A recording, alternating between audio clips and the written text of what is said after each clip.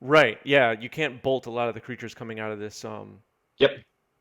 Eldrazi deck. All right. Looks like players are almost ready to go. I will let them know that they can start. We're ready to go. You guys can start whenever you're ready. Um, one moment here. Bear with me.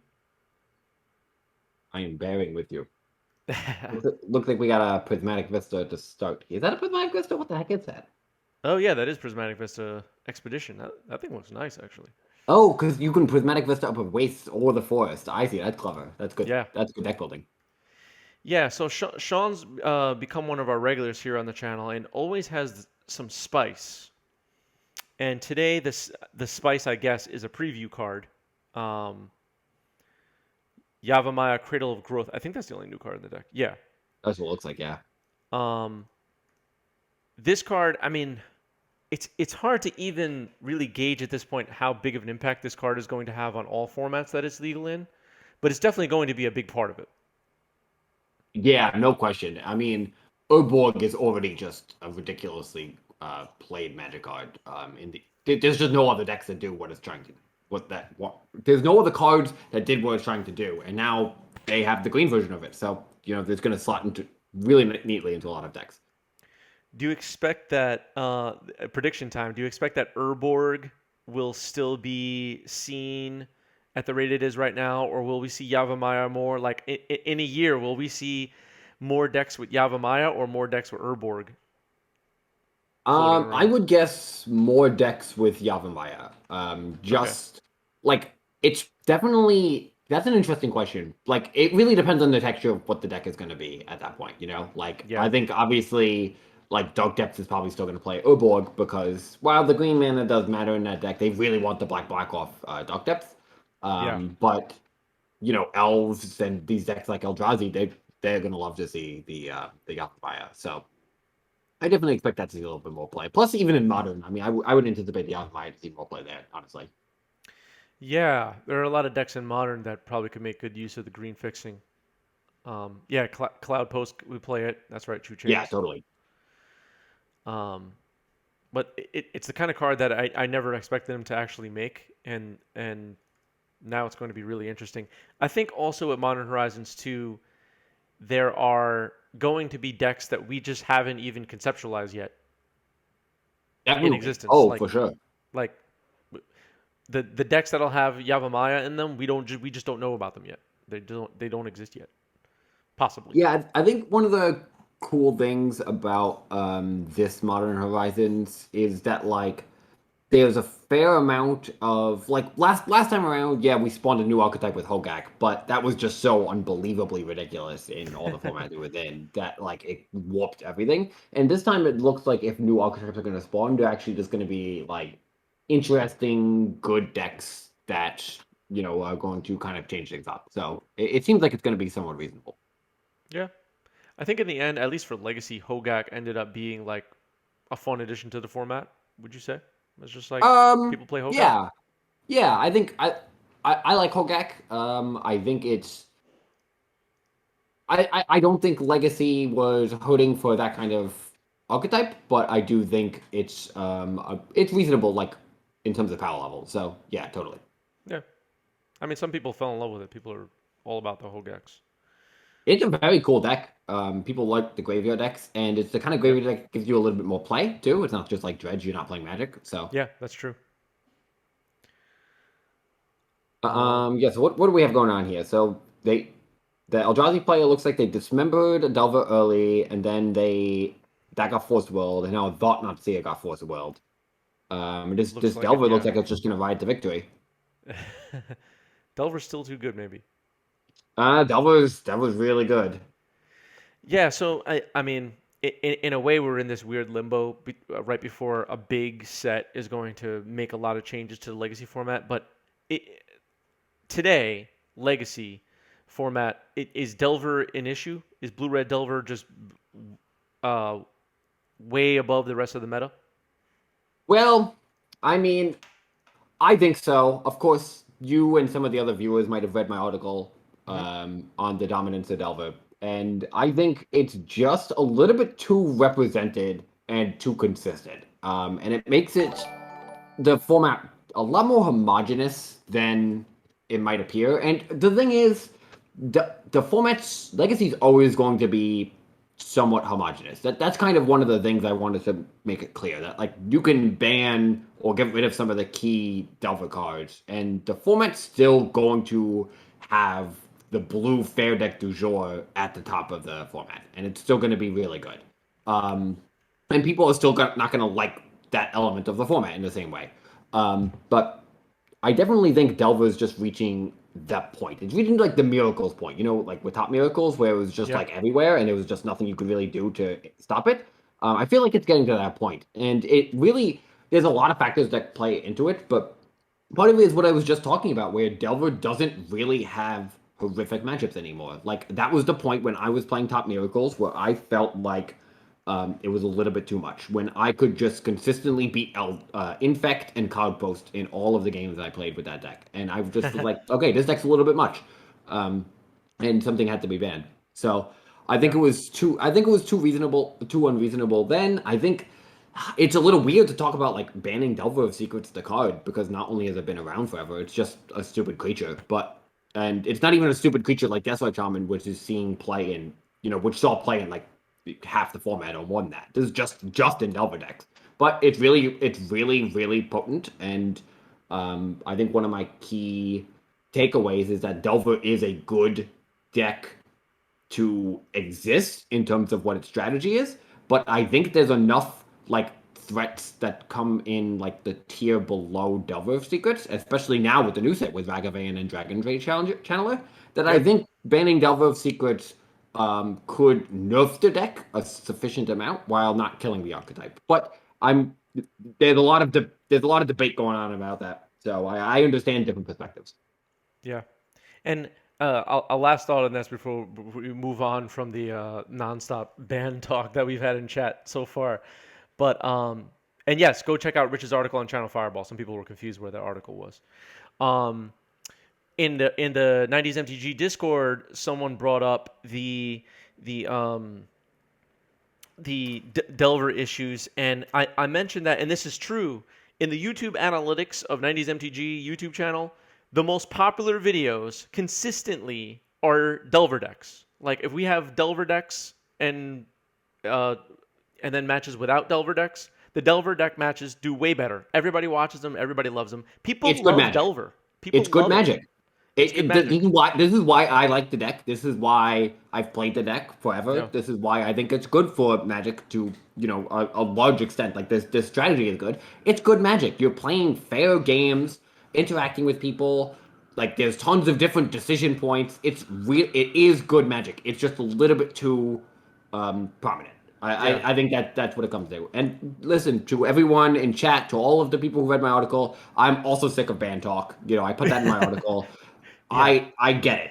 I Yeah. get it because I feel it, and I am I'm over it. Let's say, but Yeah. I think it is a worthy conversation when the event's kind of just like 50% of the top eight, and every top eight is just Eldrazi Secrets, and you can say that's reasonable because it's legacy, but it's all It's not everybody's taste, is it's what I think it's comes down it's to such a too. complicated topic. So Yep. I was fully prepared to be canceled on the internet. So, but You're not I'm canceled, happy not it's yet. opened up some good discourse.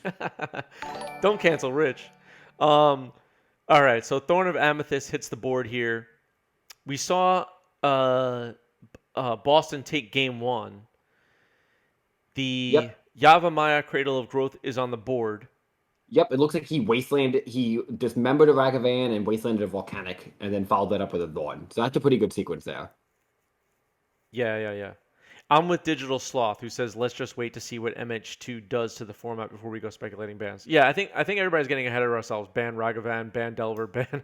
Let's just let's just relax and enjoy the new set for a little while. Yeah, there's certainly going to be really powerful non-blue things in the new set too. Absolutely, absolutely. Like I think Grief is going to be a major player in the format, making Vengevine decks and Bridge from Below decks really potent. Yeah, There's definitely a lot of that kind of card. yeah, And I think like a Jund Noble Hierarch too. I think that card definitely could impact the format in a pretty meaningful way. So yeah. I mean, I don't. I'm just like throwing ideas out there. This comes from no research or or testing whatsoever. But like, maybe it takes a card like Ignoble Hierarch for Jund to be a deck in Legacy. You know what I mean? Like, we don't Like, know. There's so much to figure out. yeah, like who knows what the archetype was missing, you know? Right. Like Exactly. Yeah. it can be difficult to kind of identify that. And now, honestly, speaking of Jund very specifically, Jund has a lot of really good cheap tools at this point. Hex Drinker, Ignoble Hierarch, they could play Ragavan. They Yeah. get multiple different Tarmogoyf variants. Yeah. I mean, that could legitimately be a thing. Yeah. It could. It So that's could. pretty cool. It could. And maybe it'll beat Delver. Maybe it'll make Delver players cry. Who Listen, I knows? could use a good cry every now and then. So, That's fair. I think crying is healthy, so that's oh yeah. fair. Okay. Here's a So what do walk-in we have? ballista. Oh, this is an interesting play. He played Cavern, and hypothetically, because he's not tapping it for the Walking Ballista, he um, named Eldrazi, but Hmm. it would have given Boston a chance to counter the Walking Ballista, which is the answer to the Young Pyromancer, which is really interesting. Yeah, yeah. Maybe I guess it prioritizing. makes some Yeah, go ahead. sense. Yeah, but it's an interesting. Yeah, I agree. It's interesting how he prioritized that. It got Force of Negation, Rogers NA. He put that on the stack. It got Force of Negation, removing that expressive iteration there. Yeah, Untap, play Young Pyromancer. Then the Eldrazi player is going for this setup now. They're playing a Dot Knight here, which is this is a good place to be. yeah. I think we all saw this Thought Not Seer coming after how last turn played out, Most certainly, most certainly. playing around just days rather than. Uh, So let me see this Eldrazi deck. Does he have? He does not. He does not play City of Traders. And that kind of explains why his starts have been a little slow. He's building his mana base with the Prismatic Vistas, the Forest, and the Waste instead of a City of Traders. And I think in this matchup, that's definitely pretty costly. And we're definitely seeing that kind of take place here. He's yeah, had some really slow starts, and the way that Eldrazi can beat up Delver is really in its sheer efficiency and power, and just coming out of the gates really fast and hitting hard. And we just haven't seen that in any of these games. yeah. I feel like many of the games I've lost against Eldrazi and Legacy, they had turn one Chalice, and then at least it feels like turn two. There's three Reality Smashers on the board, and I'm dead, and that's it. All right, here's another Eldrazi Temple. Are you at? Yeah, the Dotnut could not have been dazed because the Ave Maria was in play. Um, You so know, that it was wasn't fun. an island. Do we What need do to we back have? up here? No. All is good. Somebody in chat was asking why Oh, okay, they gotcha. didn't daze, and it's because Ivogin was untapped, but the green Urborg was in play, so it could have tapped for green mana, which would have Oh, paid for I it. see. I see what you're saying. Yep, yep, Yeah, yep. it's funny. I was listening to a podcast and they were talking about why the green Urborg might have been a problem to print because people. It's really bad from a viewer perspective because nobody can ever know what's going on. Because you can't ever figure out like, oh, why did you tap that Scalding Top for mana? You can't do that. It's not a legal play. But That's true. It's true. I mean, I think it was Adam Forsyth today posted a tweet that was like, "We will never do red or blue." yes, Did you see what I'm saying? yes, yeah. Where he's like, well, for the people who are asking why we are not going to print the red, blue, or white Urborg, it's because in modern, flash fires destroy all planes, boil destroy all islands, and Valakut, with the boons for the mountains exist. So it would be Yeah. pretty unreasonable to print those, and I agree.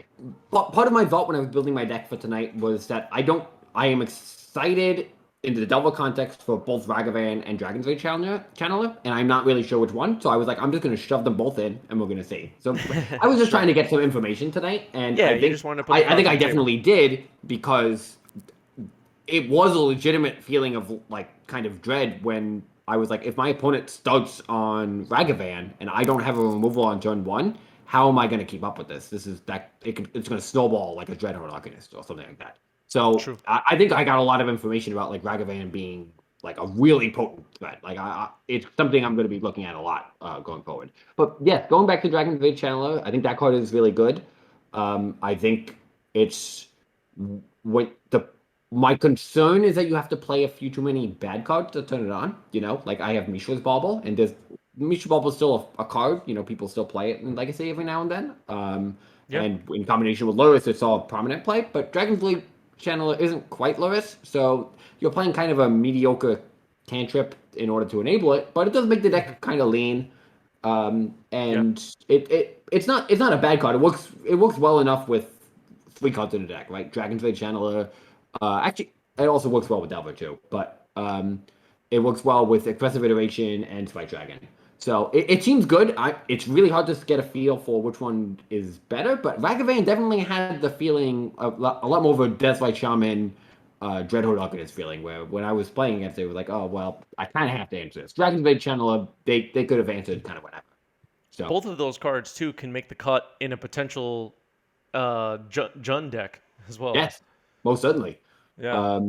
Yeah, I think the Channeler might be a little bit too inefficient in that context because you really need the Maybe. cantrips.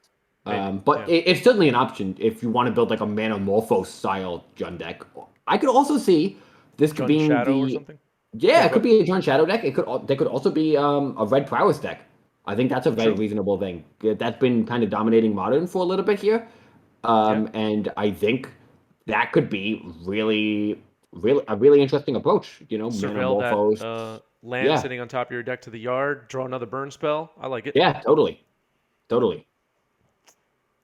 I think we're building the new meta right here on stream Yeah, before we really everybody's are. eyes. Yeah, yeah.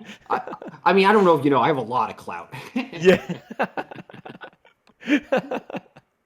Absolutely. All right, Delver here to start the game after an ancient tomb. Was that revealed off the Once Upon a Time? I'm not sure. No, looks like he played that and then Once Upon a Time, and Oh, I okay. didn't actually see what he revealed, but Oh, neither did I, oh, unfortunately. he's still looking. Okay, cool. Oh, okay. There you go. There He's we go. getting a walking ballista. That's not a bad hit. Nope. If he can lead on a chalice here, he can definitely set his opponent in an awkward situation. But it looks like it's just gonna be the ballista that's gonna meet a daze. Ouch. That could be okay, depending on how quickly this Delver transforms. Off of a braid, that's gonna make chalices worse, but it's possible that um, the Eldrazi player could start to race here, but a wasteland on the ancient tomb is going to make this a difficult ask. Yeah. Wasteland is one of the best cards in this particular matchup for the Delver player in my mind. Yeah, absolutely, it's crucial, absolutely crucial.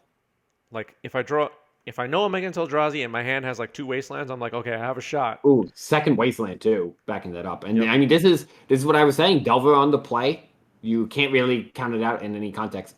Once they lead on a Delver into a couple wastelands and some mana denial, it's really hard for them to keep up. So Yep. Okay. I guess there are no Eldrazi in this set.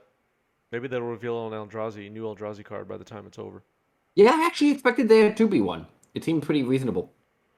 Yeah. Um, I think Eldrazi, honestly, when Eldrazi came out, really did not like Eldrazi. I'm still not sure I like Eldrazi, but I Aw. do think it's reached a good balance of power Yeah. relative to other things, and I think Eldrazi's, they could use a little bit of love. They haven't gotten a new card in 6 years, 5 years. It's been a Something long like time that. now. Yeah. Thorn of Amethyst. These things are all feeling a little late here, but Yeah, it'll do something. certainly. It'll do Yeah. something. Still needs an answer for Delver, but with Boston hitting that land there, it's certainly going to get more difficult because he's just going to keep developing here. Yep. Let's see if Boston has a follow up here. Yeah, totally agreed in the choice of basics. What's up, Dukes?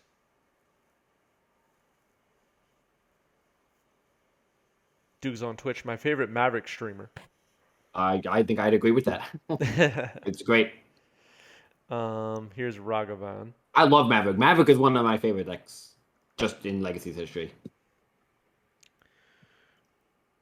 I actually lost a match yesterday. So yesterday I played an 8-person Legacy meetup, all my Oh, vaccinated nice. friends, and I lost a match to Punishing Maverick, and it hurt. It felt bad. Yeah, yeah, Punching Maverick is a cool take on that archetype. All right, looks like Delver's really close to getting this here. Chalice off the top. I don't think Boston's interested in that at all. No, I would guess he's not gonna catch because he'd also have to pay one and lose his treasure. So that seems like it would be a little bit of a difficult ask. And he'd do it Yeah. on zero, I guess. Is that Wait, what even happens to it if something? he doesn't cast it? It just goes away, It's exiled? just exiled. Oh, Yep. okay.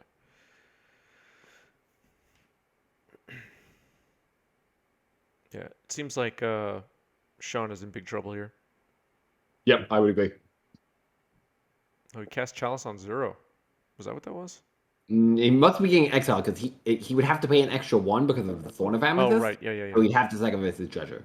Yep. So yeah, I mean that makes sense. I mean I don't think there's any zeros in the Eldrazi player's deck.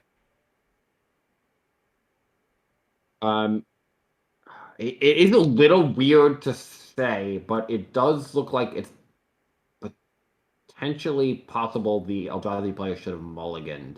I know they mulliganed to six already, and they kept the Once Upon a Time Ancient Tomb hand, but it feels like they're. But maybe that's not true. Maybe it's just like a little bit of a difficulty in the matchup. It's his approach to it is a lot slower and more controlly. So these Delver starts are just going to be way too much for him to overcome. Yep. It looks like it looks like Sean is dead here. Yep. There's nothing that he could possibly do.